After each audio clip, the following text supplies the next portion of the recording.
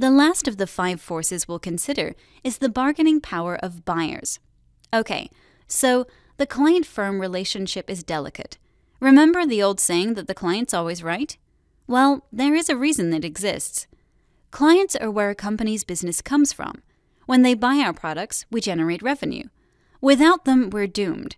So we have to keep them happy and make sure they get what they need if we want to stay in business in the long run. However, clients have a different bargaining power in different industries.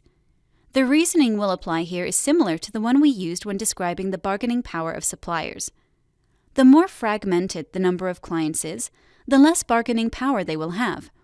It's one thing to negotiate with IBM on a $15 million contract, and a whole different thing to sell a $15 shirt, right? The more important a client is, the more revenue we get from them, the higher the bargaining power they have. Clients cannot push down prices when they're small and their purchase is insignificant, regarding the overall business a firm generates. If clients have multiple alternatives, their bargaining power increases, as we know we have to compete harder for them or they will buy a competitor's products. Microsoft need not worry about this too much, as there are very few competitive operating systems for personal computers, right? Windows is one of the few options clients have. In the car market, for example, clients can choose among several alternatives when they need transportation: public transport, trains, buses, underground lines, bicycles, going on foot, you name it. Car dealers understand that and will push down prices to make a better offer for people in the market for a car. If cars were too expensive, they could just use an alternative means of transportation and not buy one. Okay, great. Let's say you're running a company that has installed an ERP software that costs $300,000 to install and $50,000 per year to maintain. All employees in your company know how to use the software. Let's say another IT company approaches you and offers to install an ERP software that costs $150,000 to install and $35,000 per year to maintain.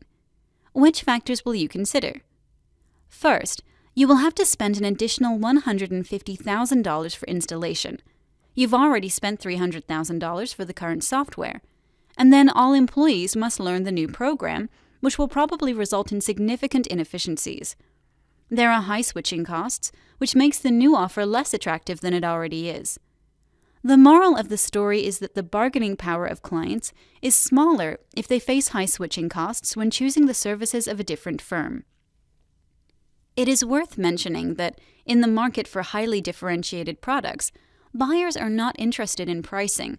They want high-quality products and therefore are not price-sensitive. Typically, these buyers will be well-informed and can distinguish a high-quality product from the rest. A person who wants to buy a Ferrari or a Rolex wouldn't be price-sensitive, but will require the finest quality. So, we can say there isn't pressure towards prices. We can wrap it up here.